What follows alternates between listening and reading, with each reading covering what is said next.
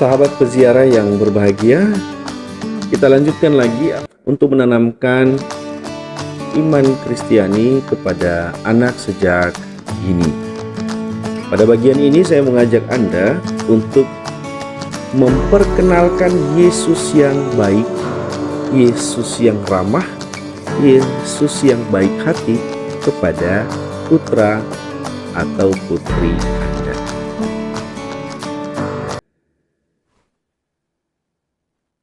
Tentu saja setiap anak menyenangi dan kagum bila bertemu dengan pribadi-pribadi yang baik dalam tanda petik.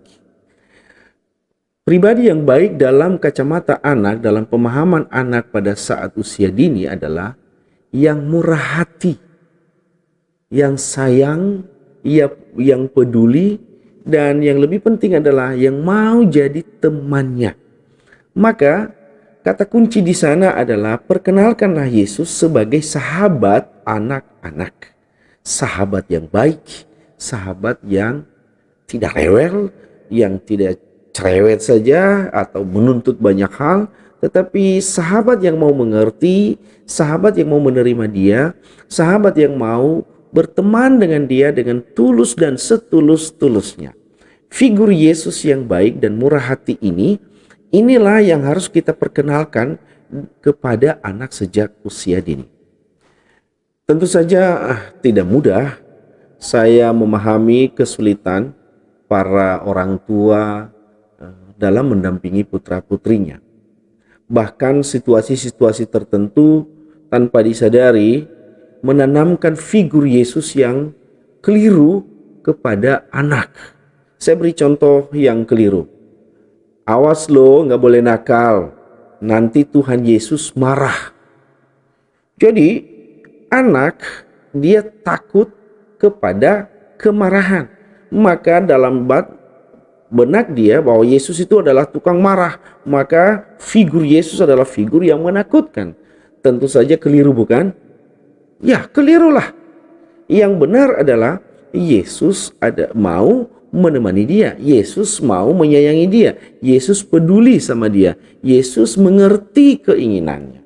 Maka mungkin kalimat yang kita pakai juga sehari-hari untuk berbicara atau berkomunikasi dengan anak ikut mempengaruhi. Saya berikan contoh yang baik, misalnya supaya anak itu mau, supaya anak itu termotivasi untuk melakukan hal yang baik sesuai keinginan kita tentu saja, tetapi memakai figur Yesus di dalamnya.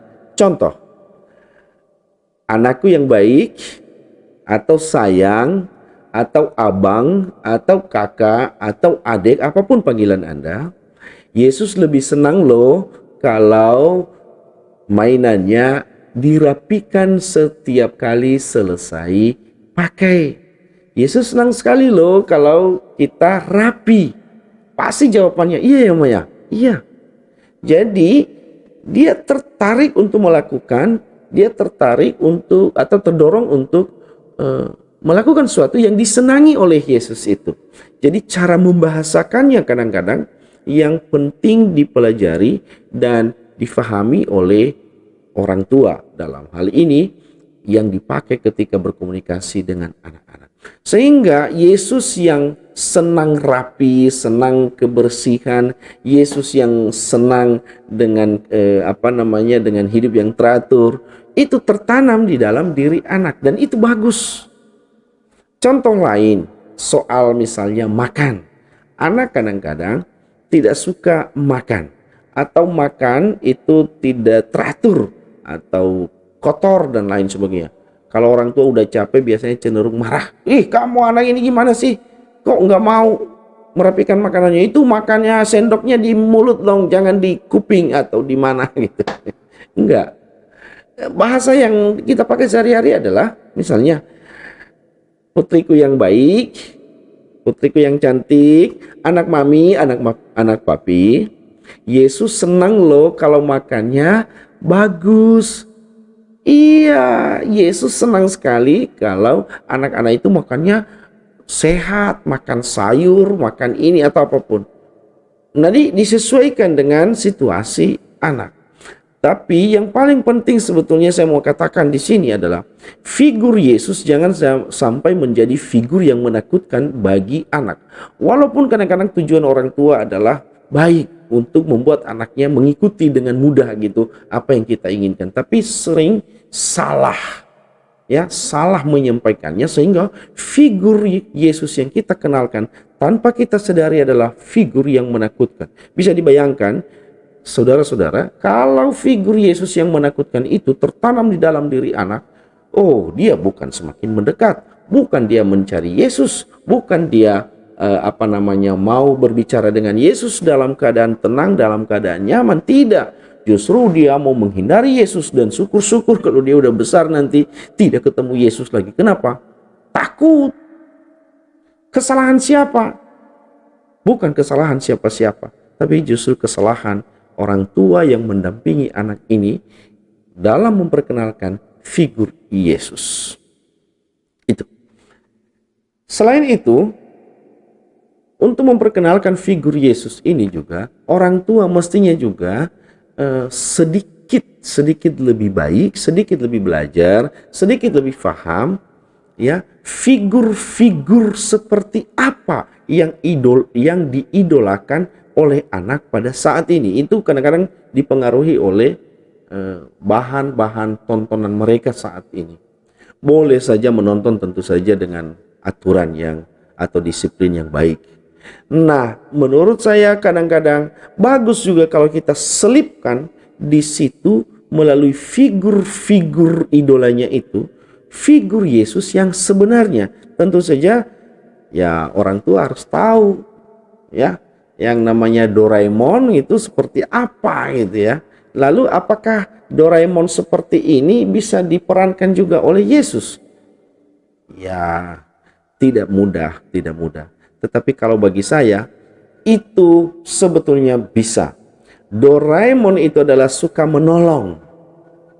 Misalnya, dalam situasi-situasi tertentu Doraemon menyediakan segala kebutuhan atau mencari jalan, mencari solusi dalam kesulitan yang dihadapi oleh dia sendiri atau teman-temannya. Selalu ada ide cemerlang. Yesus sebetulnya juga memiliki kemampuan yang sama. Perkenalkan itu kepada anak. Misalnya, adik, kalau Doraemon saja bisa melakukan itu, Yesus bisa lebih dari itu.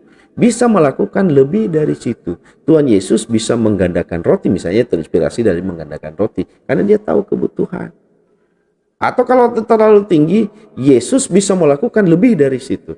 Jadi selain figur-figur tertentu, ya, itu kita masukkan figur Yesus yang katakan saja melebihi figur idolanya itu. Sehingga Yesus jauh lebih menarik dibanding dengan figur idolanya. Atau Yesus jauh lebih hebat dari figur idolanya. Nah, cara membahasakan ini juga, saudara-saudara, penting menurut saya disampaikan kepada anak. Perlu digarisbawahi sekali lagi adalah, saya ulang ini, jangan sampai anak mendapat kesan figur Yesus yang menakutkan.